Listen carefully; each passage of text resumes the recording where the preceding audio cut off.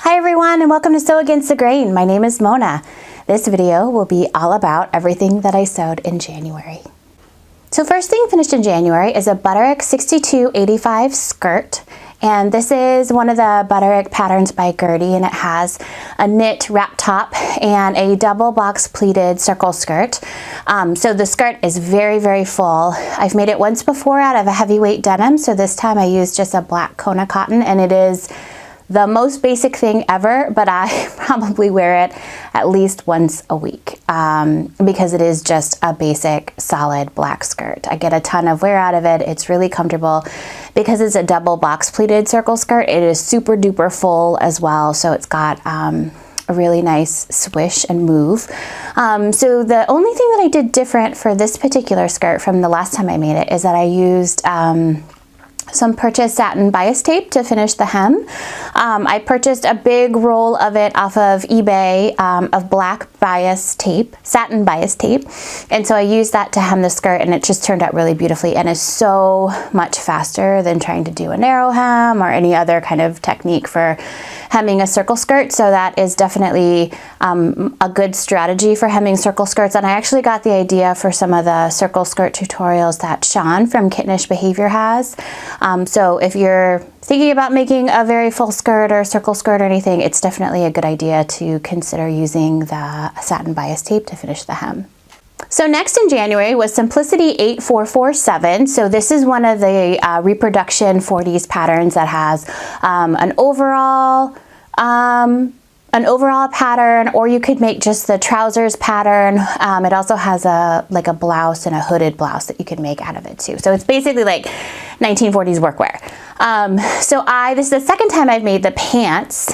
They fit really, really well. I made them out of a mustard colored stretch twill, and I made a blouse to go with them, which I'll talk about next. The fabric is really comfortable and easy to sew with. The pattern fits really well, which is shocking for pants because I have such a hard time fitting pants, and that's really exclusive to like cigarette pants that have been really tough for me to fit. But this wide-legged kind of looser fit 40s pants has just been so much easier to fit and wear. They're just so comfortable. So really I didn't make any pattern alterations at all. I really just sewed it up exactly as it is in the package, in the envelope. And it's just been such a super great fit. I did do the little patch pocket on this pair, the pair I made previously, the blue stretch twill. I put like angled pockets on the front, and for this one I did the patch pocket, which I'm not sure I'm a huge fan of. The patch pocket is also quite small, and I just don't like teeny tiny pockets. They're not very me. So if I use the patch pocket again, I would definitely do a larger one. I'd like to figure out a better way to do the angled pockets on the side in a way that doesn't interfere with the buttons too much, because I am not super excited about putting buttonholes in multiple layers of a bottom weight fabric, which is the only reason that I did giant pockets on the first version and a patch pocket on the second version, is that I'm leery of doing the the buttonholes through a bunch of fabric. So I'll have to think that through. I'm not sure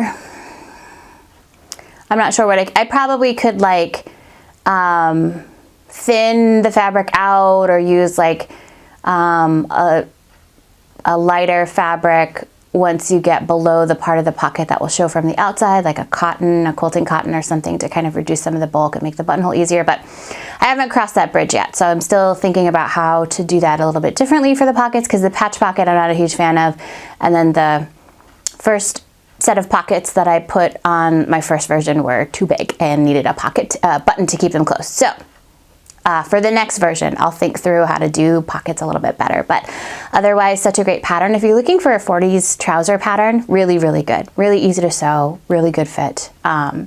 If you're tall, they probably will be too short for you.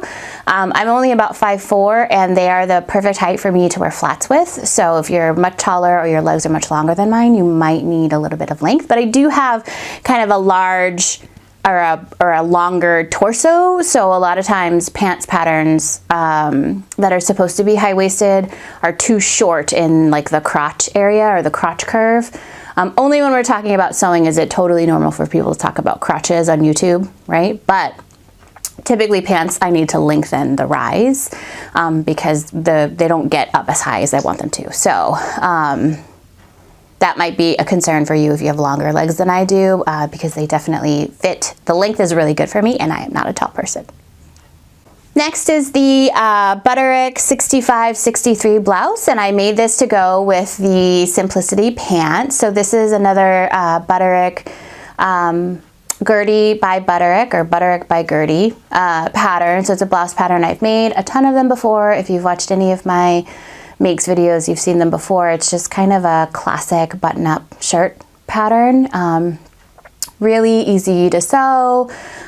When I was buying the mustard stretch twill at Joann's for the pants, I found the shirting at the same time, and it's got like tigers and birds and like jungle safari themes on it. So it's got some of that same kind of mustard yellow. So I thought it would be a great fit, a great match for the pants. So I made the blouse out of that, and it has a little bit of piping you'll see on the sleeve cuff, which is actually the fabric that I used for the pants, and a little bit of piping on the pocket as well. So that yellow that you see there is the stretch twill from the pants that I made into piping. I also made the dark green buttons that are on that blouse as well as the dark green buttons. It's the same color dark green that is on the trousers. And so that blouse was also the first time that I've ever tried putting two buttons kind of close together and then having a larger space and then two buttons close together.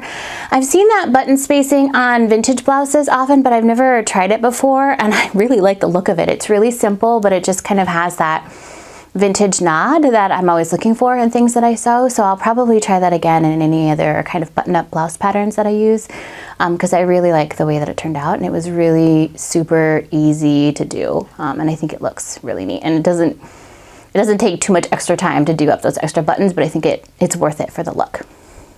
Finally, in January was the Tilly and the Buttons Agnes top, and this was one of my 2019 Make 9 patterns as well. So this was the first one that I finished.